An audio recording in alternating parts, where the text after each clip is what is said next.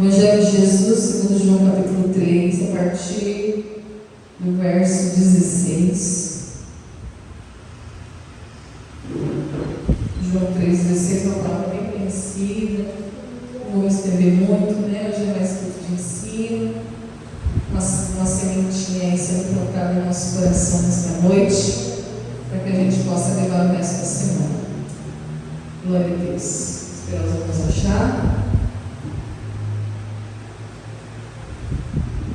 E diz assim: porque Deus amou o mundo de tal maneira que deu seu Filho unigênito, para que todo aquele que nele crê não pereça, mas tenha a vida eterna. Porque Deus enviou seu Filho ao mundo não para que condenasse o mundo, mas para que o mundo fosse salvo por ele. Quem crê nele não é condenado, mas quem não crê já está condenado, porquanto não crê no nome do unigênito Filho de Deus. E a condenação é esta, que a luz veio ao mundo, e os homens amaram mais as trevas do que a luz, porque as suas obras eram más. Porque todo aquele que faz o mal odeia a luz e não vem para a luz, para que as suas obras não sejam reprovadas. Mas quem pratica a verdade vem para a luz, a fim de que as suas obras sejam manifestas, porque são feitas em Deus. Amém? Glória a Deus. Aleluia. Que palavra gloriosa, né, irmãos? Aqui nós estamos diante da espinha dorsal da Bíblia Sagrada, né? Esse aqui é a série de todo o Evangelho, de Gênesis a Apocalipse. Porque, irmãos, tudo que Deus fez, tudo que Deus tem feito e vai continuar fazendo por nós, é porque Ele nos amou ou Ele nos ama, né? Então, quando João, que era um discípulo de Jesus, ele escreve aqui, porque Deus amou o mundo de tal maneira que deu seu Filho unigênito, ele está revelando aqui, irmãos, o interior de Deus, está revelando o coração de Deus. Deus, Ele amou o mundo de tal maneira que Ele se dispôs a dar o seu único e amado Filho para ser sacrificado. Eu acredito que nenhuma de nós que estamos aqui, que eu já ouvi das irmãs, né? Glória a Deus. E Deus, Ele ama as mulheres, irmãos. E eu acredito que nenhuma de nós aqui teria coragem de entregar nenhum filho sequer nosso para qualquer tipo de sacrifício. Ainda que esse filho fosse muito bom ou um filho muito rebelde, nós não teríamos coragem de entregar nenhum filho, nenhum neto, né? A algum sacrifício. Mas o nosso Deus, Ele fez isso por amor, irmãos, único e exclusivamente por amor. O seu amor pela humanidade, notemos que o amor de Deus pela humanidade não se trata de um amor simples ou de um amor vulnerável, não, pelo contrário, é um amor sacrificial. É aqui que está a diferença, irmãos. É um amor que envolve sacrifício, um amor que envolve entrega. Por quê, irmãos? Amor não é sentimento.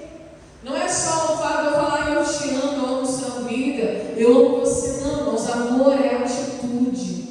Amor não é sentimento. Amor não é aquilo que eu falo, é aquilo que eu faço. Então não adiantava só Deus falar eu amo a humanidade. Não ia adiantar de nada. Deus, para provar o seu amor, quando ainda éramos pecadores, o Senhor se entregou por nós. Aleluia. Ele, sendo Deus, se entregou por nós, saindo ali da sua posição de glória, de majestade, de honra. Ele veio para ser como um de nós e se entregou. Aleluia. Porque Deus e Jesus têm a mesma substância, é a mesma pessoa. Então, antes mesmo de Deus ter criado a humanidade, Ele já havia providenciado para nós o que, irmãos? A salvação. Porque lá no Antigo Testamento nós vamos ver as palavras que apontam para Cristo, para o Cordeiro, que haveria de vir, morrer pela humanidade, que estava em trevas, né, em pecado. E até hoje a humanidade está assim, irmãos. Até o dia de hoje nós vemos que a humanidade está em pecado, salvo aqueles que entregaram a sua vida para Jesus e foram feitos filhos de Deus e foram feitos de uma nova criatura, irmãos. Do contrário, o restante, aqueles que não creem, como está escrito no texto que nós lemos, aqueles que não creem no Filho de Deus, no nome do unigênito, esse já está condenado. E qual que é a condenação? Não é o pecado que nos condena, irmãos.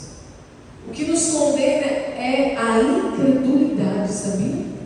A condenação é esta: a luz veio para os homens. Essa é a condenação. Naquele grande Jacó vai ser, você está sendo condenado porque você adulterou, porque você cometeu homicídio, porque você roubou, porque você adorou outros deuses. Não, a condenação é essa. Sabe por que não vai ser essa condenação? Porque Deus enviou Jesus para pagar o pecado da humanidade. Então não tem como Deus condenar alguém por isso. A condenação é essa: que a luz, Jesus, veio para os homens e os homens rejeitaram, porque amaram mais as trevas do que a luz. Essa é a condenação. Então note-nos que se Deus amou o mundo de tal maneira que entregou o seu único Filho para que todo aquele que nele crê não pereça, mas tenha a vida eterna, Deus entregou o que Ele tinha de melhor, o que Ele tinha de mais precioso.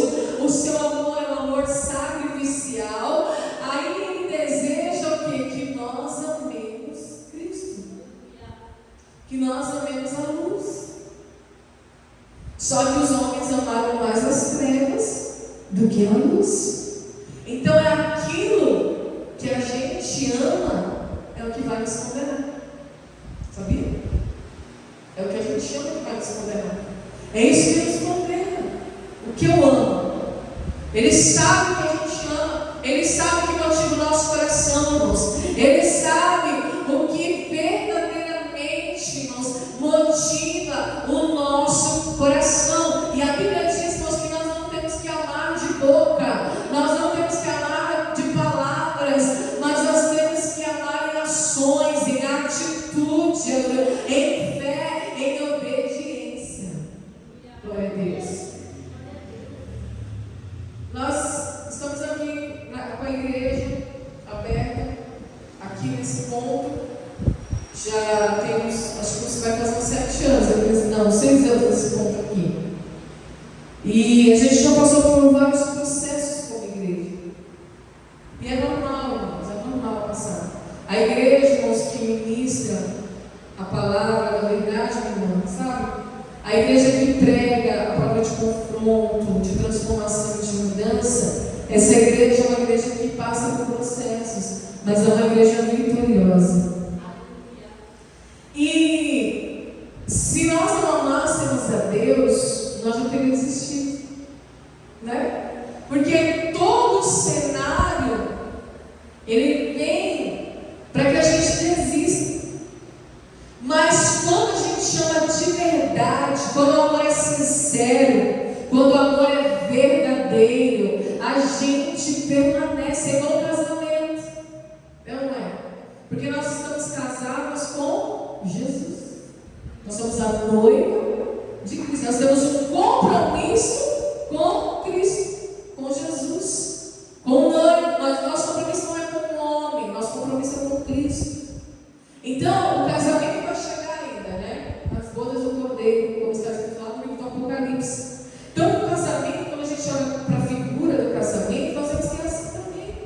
Quantas fases nós que somos casados nós já passamos com o nosso marido, com o nosso casamento, com o nosso cônjuge? Várias, né? Diversas situações. Situações boas, situações difíceis, situações de processo, situações de circunstâncias, de adversidade, não muito favoráveis. Quantas e quantas situações vocês já passaram e eu já passei com o meu cônjuge, com o cônjuge de vocês, que vocês pensaram em desistir, em separar.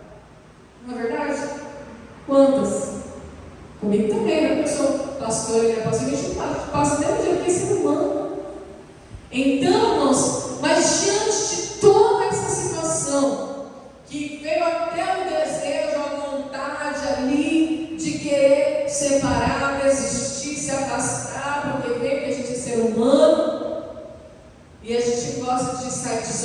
desconforto, a gente gosta de ser confrontado. E mesmo diante de todas essas situações, nós permanecemos. Por quê? Porque a Bíblia diz o quê? O amor tudo crê, tudo espera, tudo suporta. Esse é o verdadeiro amor. Então, quando a humanidade começou a se perder, desde lá do Éden, Deus já havia proporcionado um plano de salvação para a humanidade, para todos, desde lá do Gênesis até o Apocalipse. E por que Deus não desiste? Por causa do amor. O amor tudo crê, tudo espera, tudo sofre e tudo suporta. Por que eu estou casada há 19 anos e diante de tanta situação adversa que eu já passei, eu ainda me mantenho casada? Firme. Por causa do amor, irmãos. E não é um amor só de fala, não é um amor de Instagram, não é um amor de Facebook, não. É um amor verdadeiro, irmãos. É um amor que tudo crê, é um amor que tudo espera, é um amor que tudo sofre, é um amor que tudo suporta. Então, a Bíblia está dizendo que você não vai suportar algumas coisas. Não tem limite para o amor, não há limite, irmão, sabia? Porque o amor que Deus tem por nós, irmãos, é um amor íntegro, é um amor intenso, é um amor sincero, é um amor espontâneo e é um amor sem restrição. Por isso que Deus Jesus, Ele amava o Filho, mas Ele amou a humanidade de uma tal maneira que Ele entregou o seu Filho para provar o seu amor. Então, irmãos, o mínimo que nós podemos fazer a esse Deus é quando nós entrarmos na presença dEle, entregar o nosso melhor. Porque Ele é digno, irmãos. Ele é digno de todo amor. E o que está acontecendo, irmãos? O amor, se você não tiver um amor verdadeiro, um amor intenso, um amor sincero, ele vai se esfriando. E é o que a gente está vendo acontecer, né? Porque hoje, meus amados, eu tenho uma amiga, a pastora Fátima, e eu faço treino com ela, né? Toda segunda, quarta e sexta. A gente está indo para o treino. E ela tem igreja também, a igreja dela também é pequena, tem poucas pessoas. E a gente conversa muito sobre igreja. E aí eu estava conversando com uma outra pastora também que me mandou os parabéns hoje. Ela mandou atrasado. E ela perguntou como é que estão os planos para este ano. E essa pastora deu uma bênção, a pastora Denise, uma bênção. A igreja dela também não é uma igreja enorme, é uma igreja pequena, assim também da nossa.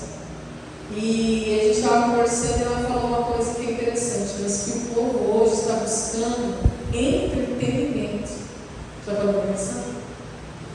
Às vezes a pessoa escolhe ficar numa igreja porque a igreja tem teatro, porque a igreja tem dança, porque a igreja tem telão, porque a igreja tem um som cinematográfico. Nada contra essas igrejas, mas se a igreja tem condições de fazer, tem que fazer mesmo, né? Tudo com excelência para o Senhor. Mas aí é que está. E a essência, é isso que nós temos que buscar entender. Será que a pessoa que está buscando uma igreja de entretenimento, de luz, algo que vai entreter a sua alma, essa pessoa está sendo verdadeiramente transformada?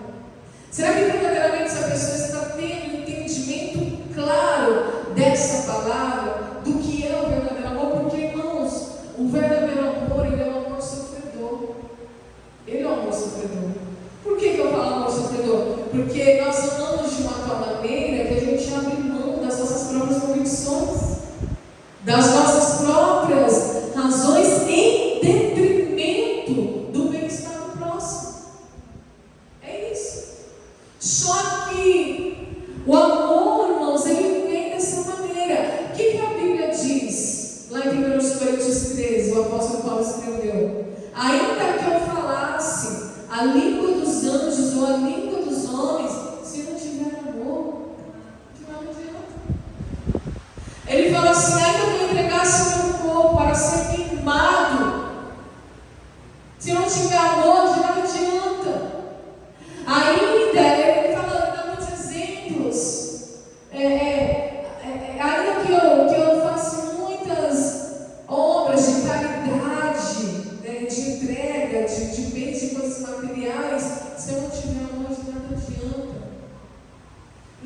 isso, irmãos. E a gente estava comentando sobre isso, como está difícil, irmãos, para as igrejas menores, para as igrejas que querem trabalhar somente a palavra de Deus, a liturgia comum do culto, porque a igreja é isso, irmãos. Igreja não precisa de mais nada além de palavra, oração e adoração. É isso que Deus recebe, porque qualquer outra coisa, qualquer outra distração vai tirando o foco. De quem? De Cristo, de Jesus. E Ele é o foco. Ele é o objeto central do culto. Então, às vezes a pessoa vai, nossa, eu já vi vocês comentando, nossa, você viu o ar-condicionado daquela igreja? Você viu a cadeira estofada daquela igreja? Irmãos, nada contra. Se o dia Deus nos der condições, é claro que a gente vai colocar, desde que não obstrua a nossa essência. Aleluia. Porque a essência permanece intacta. Mas eu não falo nem tanto pela igreja, mas pela pessoa, pelos membros que estão buscando. Então nós entendemos, irmãos, através dessa palavra, que foi feito um sacrifício alto. E não é qualquer sacrifício comum, como era de animais, não. Foi sacrifício de sangue, irmão, sangue precioso, sangue sem pecado, o sangue carmesim, o sangue de Jesus, aleluia. Então, quando nós olhamos para essa atitude de amor do próprio Deus, nós entendemos que Ele mesmo, antes de condenar a humanidade, Ele pré-ordenou, aleluia, a vinda de Cristo, o sacrifício do seu próprio Filho. Mesmo que os homens não viessem a crer, Deus já havia dado a sua oferta pelos homens. E a oferta que Deus deu para nós é Jesus Cristo. É o teu Filho, para cada um de nós. Aleluia. Então, embora o nosso Deus odeie o pecado, Ele ama a alma do pecador com amor intenso. Então, diante deste texto que nós lemos, irmãos, o nosso Deus, Ele merece toda a reverência, todo temor, e que Ele venha nos dar a cada dia a capacidade de amar Ele, de amá-lo, de desejá-lo, de reverenciá-lo. Que esse amor venha crescer cada vez mais e mais em nosso coração. Que o amor não venha se esfriar, irmãos. Que o amor não venha se acabar, se perder, pelo contrário, mas que Ele venha nos capacitar cada dia mais a amá-lo, a desejá-lo e a reverenciá-lo. Deus não somente ama a humanidade, como Ele também luta continuamente para nos resgatar. Então você vê que Deus não desistiu até o dia de hoje.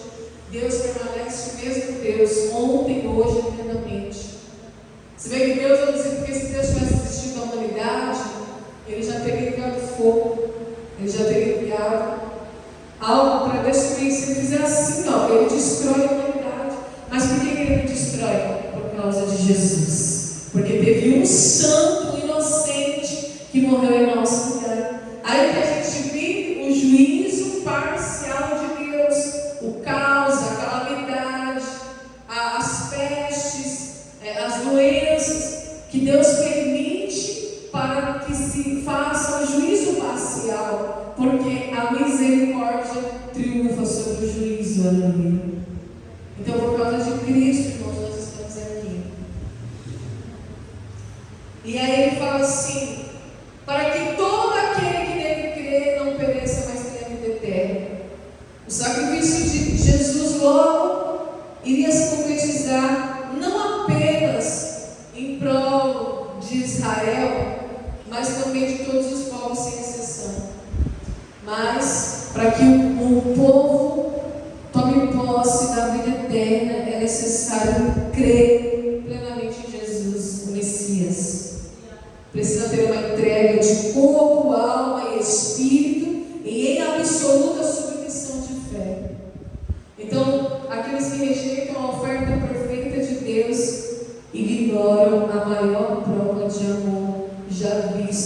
na humanidade e também nos perece eternamente. É o que está escrito na palavra de Deus. Deus enviou o seu Filho ao mundo, não para que condenasse o mundo, mas para que o mundo fosse salvo por ele. Esse é o objetivo da vinda de Jesus, do sacrifício de Jesus. Ele deu oportunidade para o ser humano de ter o céu como seu destino e a felicidade completa como uma condição de vida permanente. Irmãos, não há alegria fora de Cristo. Não há. Não há felicidade, irmãos, fora de Cristo. A nossa alma só se contenta se nós estivermos na presença, no centro da vontade de Deus. Alguns desejam usufruir desse privilégio, outros rejeitam, preferem viver suas próprias vidas. Mas, diante disso, nós vemos o que? A justiça de Deus. Qual é a justiça de Deus? Quem crê nele não é condenado, mas quem não crê já está, porque não creu no nome do único Filho de Deus. Então Deus é justo, Ele não é injusto. Cada um tome a sua decisão. Nós sabemos que a salvação, a escolha é individual. Então aqueles que optarem por não crer e pela desobediência vão colher julgamento e condenação. Então quando a pessoa não crê, em outras palavras, ela não ama, ela não se entrega, ela não abre mão das suas próprias vontades. Então isso traz julgamento, traz condenação. Então a única razão que leva uma pessoa para nascer eternamente é o seu amor pelas trevas, pela vida de pecado. Então você vê que a pessoa, quando ela está no pecado, no erro, nós conhecemos, você deve conhecer pessoas assim. Ela fez uma escolha de amar o erro, de amar o pecado, porque Jesus veio justamente para isso, para destruir as obras do diabo. A palavra do Senhor diz que onde abundou o pecado, superabundou a graça de Deus. Não foi assim comigo? Deus não tirou do mundo? Eu amava o mundo, eu amava o pecado, eu amava a obra da carne. Era o que no momento, na época, era o que me satisfazia por um momento. Depois, quando passava ali a loucura, toda a loucura, voltava toda a tristeza de novo, o vazio, a falta de significado. Mas eu só consegui deixar de amar o pecado pelo qual eu vivia quando eu encontrei um novo amor.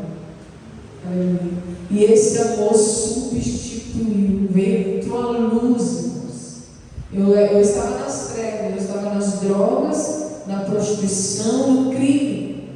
Então, quando a luz entrou, aleluia, eu deixei de amar as trevas para amar a luz, porque eu encontrei o verdadeiro amor, aleluia. Eu encontrei a verdadeira entrega. Eu me apaixonei por Jesus, aleluia. Eu me apaixonei pela palavra. Eu sou apaixonada até hoje. Então, para eu amar Cristo, eu precisei deixar de amar o pecado, as trevas, aquilo que me condenava. Mas não foi da noite para o dia, irmãos, foi um processo. Passei por um processo de libertação para que eu me tornasse uma nova criatura. Então nós vemos que a luz, ele fala, o próprio Deus revelado por meio da sua palavra e de Cristo. Embora essa luz seja tão preciosa, ela tem sido desprezada por aqueles que amam as trevas, que eles não querem que o seu pecado seja exposto. É isso.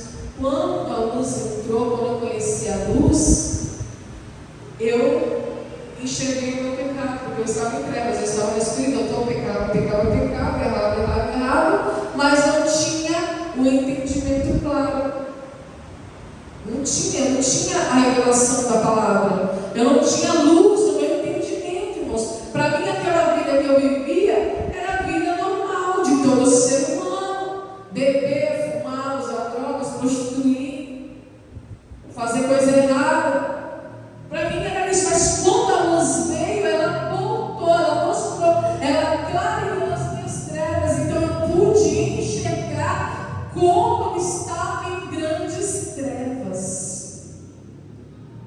A sementinha foi sendo plantada pouco a pouco, e aí num dado momento, no dia certo, eu entreguei a minha vida para Jesus. No dia que eu entreguei a minha vida para Jesus, imediatamente Jesus começou a obra.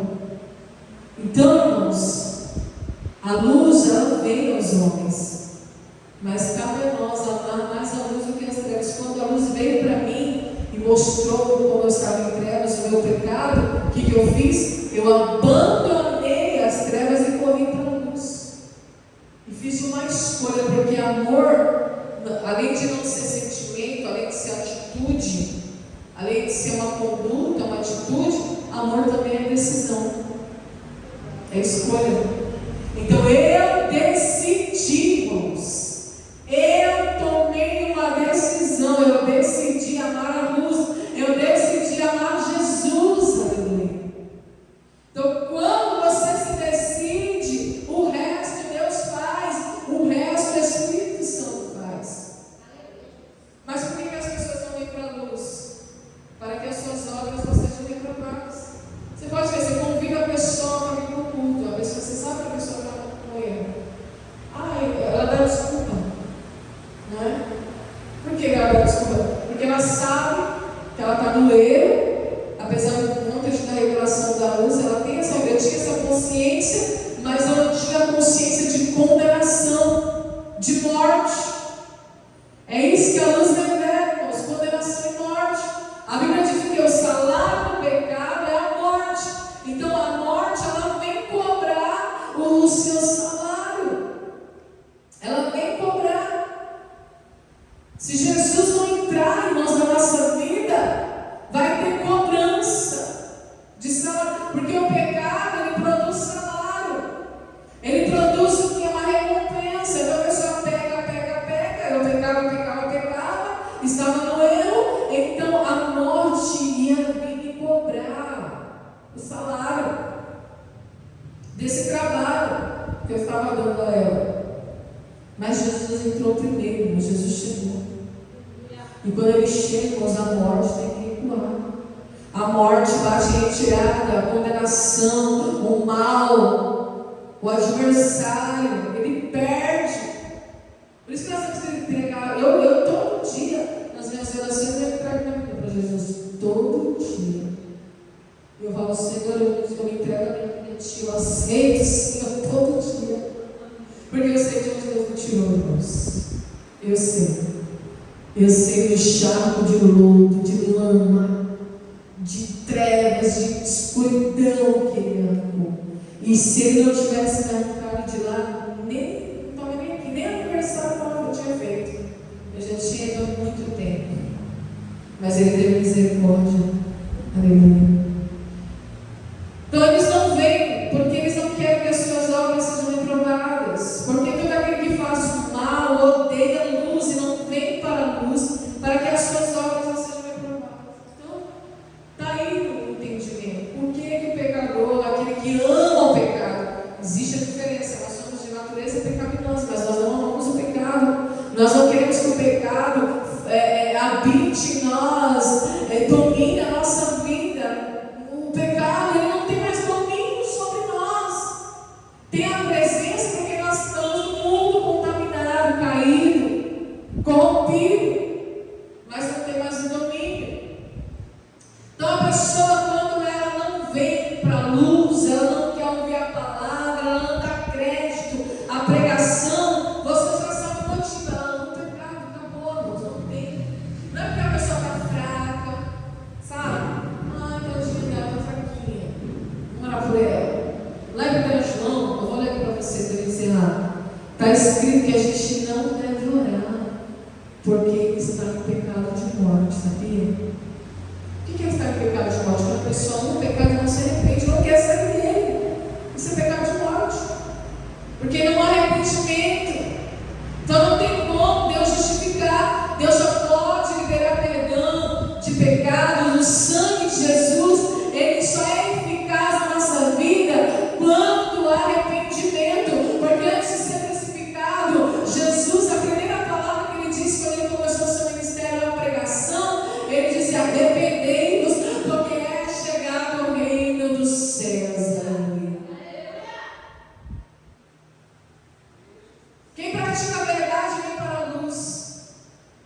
fim de que suas obras sejam manifestas, porque são feitas em Deus. Olha que coisa tremenda, Deus.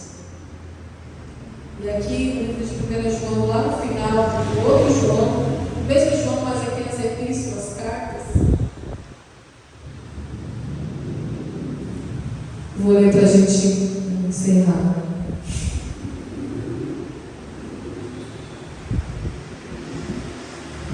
Ó, 1 João, lá no final, perto de Apocalipse, capítulo 5.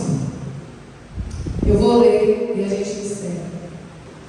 Deus é bom, Deus é maravilhoso. 1 João 5. Glória a Deus. Tá bom? Diz assim: todo aquele que crê que Jesus é o Cristo é nascido de Deus. E todo aquele que ama o que gerou, também ama ao que dele é nascido. Então aquele que ama a Deus, ama a Cristo. No 2. Nisso conhecemos que amamos os filhos de Deus, quando amamos a Deus e guardamos os seus mandamentos. Porque este é o amor de Deus, que guardemos os seus mandamentos, e os seus mandamentos não são pesados. Porque todo que é nascido de Deus vence o mundo. E esta é a vitória que vence o mundo, irmãos, a nossa fé. Quem é que vence o mundo, senão aquele que crê que Jesus é o Filho de Deus? Este é aquele que veio por água e sangue, isto é, Jesus Cristo, não só por água, mas por água e por sangue. E o Espírito é o que testifica, porque o Espírito é a verdade. Porque três são os que testificam no céu: o Pai, a Palavra, que é Jesus, e o Espírito Santo. E estes três são os três são que testificam na terra: o Espírito e a água e o sangue. E estes três concordam num.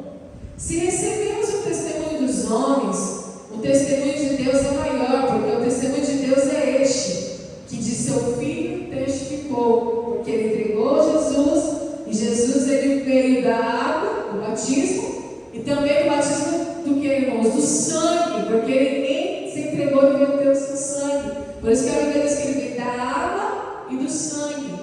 Água, novo nascimento; sangue, sacrifício. Aleluia. No 10, quem crê no Filho de Deus, em si mesmo tem um testemunho. Quem a Deus não crê, mentiroso fez, porquanto não creu no testemunho que Deus deu de seu Filho. E o testemunho é este, que Deus nos deu a vida eterna, e esta vida está em seu Filho. No 12, quem tem o Filho tem a vida, e quem não tem o Filho de Deus não tem a vida. E essas coisas escrevi, os que credes no nome do Filho de Deus, para que saibais que tendes a vida eterna, e para que creiais no nome do Filho de Deus. E esta é a confiança que temos nele, que se pedimos alguma coisa segundo a sua vontade, ele nos ouve. E se sabemos que nos ouve em tudo que pedimos, sabemos que alcançamos as petições que lhe fizemos. Olha o 16. Se alguém vir pecar o seu irmão, olha, presta atenção, pecado que não é para a morte, orará, e Deus lhe dará vida. Aqueles que não pecarem para a morte, há pecado para a morte, e por esse não digo que ore. Olha o 17. Toda iniquidade é pecado, e há pecado que não é para a morte. O que é iniquidade, irmãos? É a repetição do mesmo pecado. Quando a pessoa não consegue sair daquele ciclo vicioso. Um exemplo, vou dar um exemplo aqui, tá, irmãos? É só para vocês entenderem a pornografia. A pornografia é um ciclo vicioso. A pessoa, quando ela começa a assistir pornografia, ela vai se viciando, se torna uma iniquidade. Então toda iniquidade é pecado, mas há pecado que não é para a morte. e há pecado que é para a morte. O que é para a morte é esse, que a pessoa ela entra nesse ciclo vicioso e não consegue sair, não tem arrependimento, não tem temor, não tem fé. Esse é o pecado para a morte. Então é esse o tipo que não ora. É o Espírito Santo que está falando, a palavra que está falando. Mas há pecado que não leva para a morte, é quando há um deslize, a pessoa de maneira acidental, ela acabou se deslizando de uma maneira imoral. Aí esse nós temos que olhar, porque houve um arrependimento, houve uma fé para sair dessa situação. Quem está entendendo? E aí, no 18, sabemos que todo aquele que é nascido de Deus não peca. Nesse tipo de pecado, tá, irmãos? Iniquidade. Mas o que é de Deus o que de Deus é gerado conserva-se a si mesmo, e o maligno não lhe toca. Então, nós somos pecadores por natureza. Eu costumo dizer assim, irmãos, vou dar um exemplo também claro, um exemplo claro, só para você entender o entendimento da palavra. O homem, Jesus ele falou que o homem que olhar para a mulher e desejar no seu coração não cometeu pecado, que desejou. Então, na antiga lei, o homem se deitar com a mulher que não seja sua esposa comete adultério. Aí Jesus vem e fala: em verdade vos digo, se você olhar e desejar no seu coração, você já pecou. Então, eu costumo dizer assim, para a gente entender essa palavra aqui, a diferença de aquele que é nascido de Deus e aquele que se mantém no pecado, na iniquidade. A primeira olhada, o homem não consegue evitar, certo? A sua mulher bonita, não, ele não consegue evitar a primeira olhada, mas a segunda ele consegue. Entendeu? Então, é uma diferença: pecado da natureza e iniquidade, que é a repetição. O homem não pode evitar a primeira olhada, mas a segunda ele deve evitar. Peraí, olhei, instinto. Olhou, olhou. Desviou o olhar. Olha de novo se quiser. Ali você tem que ter o domínio. Entendeu? Então, é isso que João está explicando aqui, ó. Toda iniquidade é pecado, e há pecado que não é para a morte. Então, olhou a primeira vez, por conta de um instinto, um estímulo da carne, da natureza, não vai ser condenado por isso. Jesus falou: aquele que desejar no seu coração vai cometer adultério. Só que aquilo, desejou, olhou, domine o seu corpo, domine a sua mente, se domine, aleluia. Aí naquele domínio ele é justificado. Deus justifica. Não, olhou a primeira vez porque passou instinto, mas ele não olhou a segunda vez, ele não desejou. Entendeu? Aí é que está o que? O domínio. É isso que nós entendemos como justificação. E no 19, sabemos que somos de Deus e que todo mundo jaz no maligno. E sabemos que já o Filho de Deus é vindo e nos deu entendimento para que conheçamos ao verdadeiro. E no que é verdadeiro estamos, isto é, em seu Filho Jesus Cristo. Este é o verdadeiro Deus e a vida eterna. Aí, para terminar, o tio diz: filhinhos, guardai-vos dos ídolos. Amém? Esse ídolo aqui não é a imagem de gesso, irmãos. Não é a imagem de madeira nem de gesso, não. O ídolo é aquilo que toma o nosso coração no lugar de Deus. É aquilo que nós amamos mais do que o próprio Deus. Isso é o ídolo. E a Bíblia diz, irmãos, que lá em Jeremias, se não me engano, que o nosso coração é uma fábrica de idolatria. A Bíblia diz que há uma doença incurável no nosso coração.